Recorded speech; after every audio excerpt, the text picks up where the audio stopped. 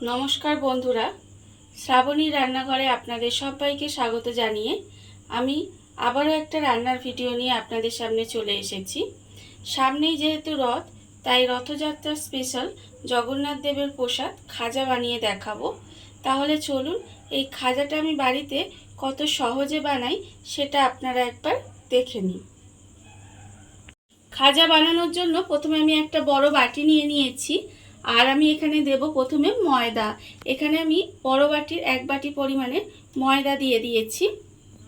এইবারে আমি ময়দার মধ্যে দিয়ে দেব ঘি। এখানে আমি বড় চামচের 2 চামচ পরিমাণে ঘি দিলাম। আমি এখানে ঘি ব্যবহার করেছি, আপনারা চাইলে কিন্তু ঘিয়ের বদলে সাদা তেলও ব্যবহার করতে পারেন, অথবা ঘি এবং সাদা তেল দুটো মিশিয়েও কিন্তু আপনারা ব্যবহার করতে পারেন। এবারে ঘিটা দিয়ে খুব ভালোভাবে ময়দাটা আমাকে মেখে নিতে হবে। শুকনো ময়দাটা আমি এইভাবে ভালোভাবে আগে মেখে নেব। ঘি দিয়ে আমি ময়দাটা খুব ভালোভাবে মেখে নিয়েছি। দেখুন ময়দাটা মাখার ফলে ঠিক এরকম হয়েছে। মুঠো করলে কিন্তু এরকম মুঠো হয়ে যাবে, এবং এইভাবে ভেঙে দিলে বেশ সুন্দরভাবে ভেঙে যাবে। এইভাবে কিন্তু আমাকে ঘিয়ের ময়ান দিয়ে প্রথমে ময়দাটা খুব ভালোভাবে মেখে নিতে হবে। এইবারে আমি এর মধ্যে দিয়ে দেব জল, অল্প অল্প জল দেব, দিয়ে এটাকে একটা ড্রো বানিয়ে নিতে হবে। অল্প অল্প জল দিয়ে আমি ময়দাটা মেখে নেব। ময়দাটা আমার এখানে খুব ভালোভাবে মাখা হয়ে গেছে। এবারে ময়দাটাকে আমি একটু ঢাকা দিয়ে রেস্টে রেখে দেবো প্রায় 15 মিনিটের মতো। ময়দাটা আমি ঢাকা দিয়ে এখানে রেখে দিলাম, আর অন্যদিকে কিন্তু গ্যাসটা অন করে একটা কড়া বসিয়ে দিয়েছি।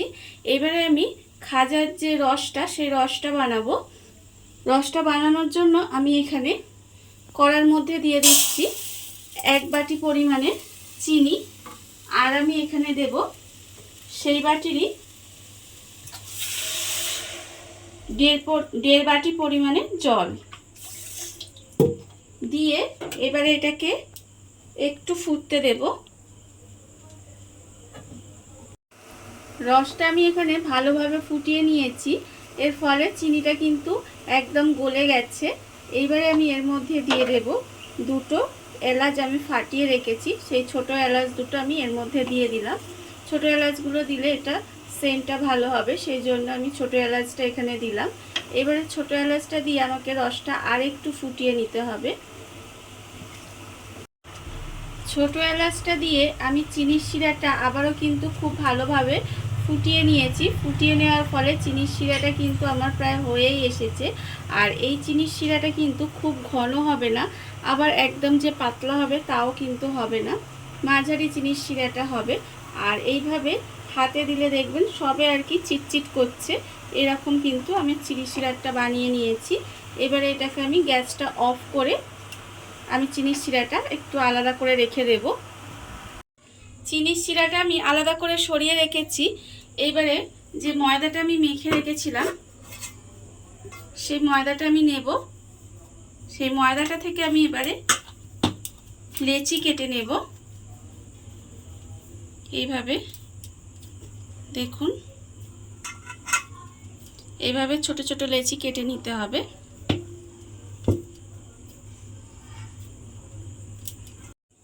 লেচিগুলো আমি এখানে কেটে নিয়েছি। এইবারে লেচিগুলো থেকে আমি রুটির মতো বানিয়ে নেব। প্রথমে তার জন্য আমি অল্প অল্প ময়দা দেব, দিয়ে এটাকে প্রথমে আমাকে রুটির মতো গোল করে বানিয়ে নিতে হবে। এইভাবে প্রত্যেকটা কিন্তু আমি এইভাবে গোল করে রুটির মতো বানিয়ে নেব। রুটিগুলো আমি এখানে বেলে রেখে দিয়েছি। এইবারে একটা একটা রুটি আমি নেব, নিয়ে এর মধ্যে অল্প একটু ঘি দেব, আর আমি দেব অল্প একটু ময়দা, দিয়ে এইভাবে মাখিয়ে লেয়ার দিয়ে দেব একটার উপর আর একটা। এইভাবে প্রথমে ঘি আর ময়দা মাখিয়ে নিতে হবে।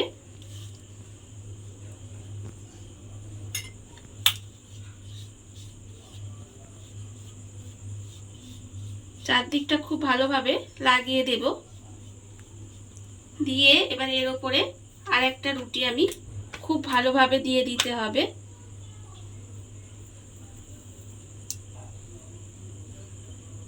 এইভাবে দিয়ে দিলাম। দিয়ে আবারও কিন্তু এর উপরে আবারও আমি একটু ঘি দেব আর দেব অল্প একটু ময়দা। দিয়ে আবারও কিন্তু খুব ভালোভাবে চারিদিকটা মাখিয়ে নেব। রুটিটার উপরে আমি ভালোভাবে ঘি আর ময়দা মাখিয়ে নিয়েছি। আবারও কিন্তু এর মধ্যে আর একটা রুটি আমাকে দিয়ে দিতে হবে। এইভাবে আর একটা রুটি দিয়ে দিলাম। দিয়ে আবারও কিন্তু আমি এইভাবে অল্প একটু ঘি দেব আর অল্প একটু ময়দা দেব। দিয়ে এইভাবে চারটে রুটি দিয়ে আমি লেয়ারটা তৈরি করে নেব। চারটে রুটি দিয়ে আমি কিন্তু লেয়ার বানিয়ে নিয়েছি। এইবারে এটাকে এইভাবে রোল করে নিতে হবে। আর রোলটা যেন খুব ভালোভাবে হয় আর টাইট হয়, এইভাবে আমি রোলটা বানিয়ে নেব। ঠিক দেখুন,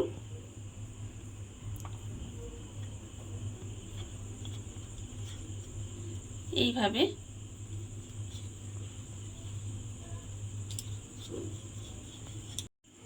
রোলগুলো আমি এখানে বানিয়ে রেখেছি। এইবারে রোলটাকে আমি এইভাবে নেব। নিয়ে আস্তে আস্তে করে এইভাবে কিন্তু আমাকে ছুরি দিয়ে খাজার মতো শেপে কেটে নিতে হবে। এইভাবে আমি কিন্তু এগুলো কেটে নেব। প্রথমে দেখুন, এই যে এইভাবে কেটে আমি রেখে দেব।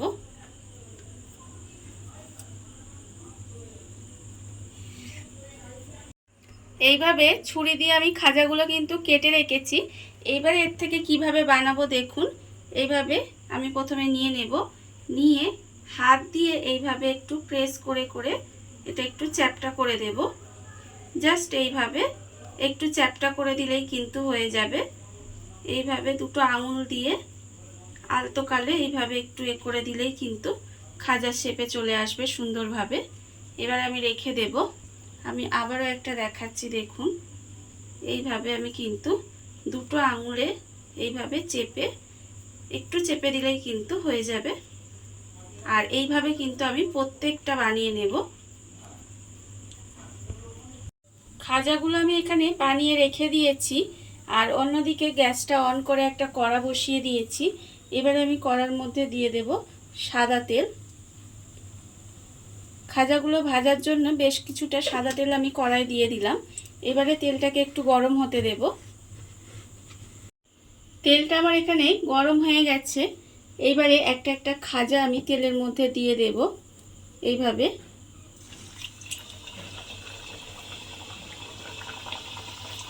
তেলের মধ্যে দিয়ে এগুলো কিন্তু আমাকে একটু লাল করে ভেজে নিতে হবে।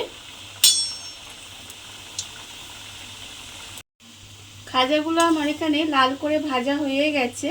আর খাজাগুলো ভাজার সময় কিন্তু গ্যাসটা লোতে দিয়ে আস্তে আস্তে খাজাগুলো ভেজে নিতে হবে। খাজাগুলো আমার খুব ভালোভাবে ভাজা হয়ে গেছে। দেখুন কালারটাও সুন্দর এসে গেছে। এইবারে এটা আমি একেবারে ডাইরেক্ট তেলটা ভালোভাবে ছেঁকে নিয়ে রসের মধ্যে দিয়ে দেব।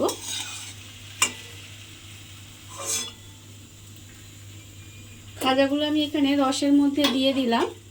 আর আবারও কিন্তু একটা একটা করে খাজা তেলের মধ্যে দিয়ে আমাকে সমস্ত খাজাগুলো ভেজে রসে ফেলে নিতে হবে। খাজাগুলো আমি এখানে রসের মধ্যে দিয়ে রেখেছিলাম প্রায় 15 মিনিটের মতো। বেশিক্ষণ কিন্তু রসের মধ্যে দিয়ে রাখার দরকার নেই। রসের মধ্যে 15 মিনিটের মতো দিয়ে রাখলেই কিন্তু খুব ভালোভাবে রস ঢুকে যাবে। এবারে আমি খাজাগুলো তুলে নেব।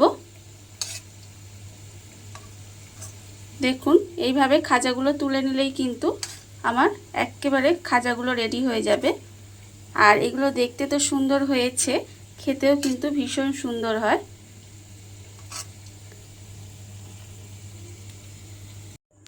দেখুন বন্ধুরা, বাড়িতে থাকা কত অল্প উপকরণ দিয়ে কত সুন্দর একটা খাজা তৈরি হয়ে গেছে, আপনারা দেখতেই পাচ্ছেন। আজকের এই রান্নাটা আপনাদের কেমন লাগলো সেটা কিন্তু জানাতে একেবারে ভুলবেন না। আজকের মতো এইটুকু। আপনারা সবাই ভালো থাকবেন, সুস্থ থাকবেন। আবারও হাজির হব নতুন কোনো রান্না নিয়ে।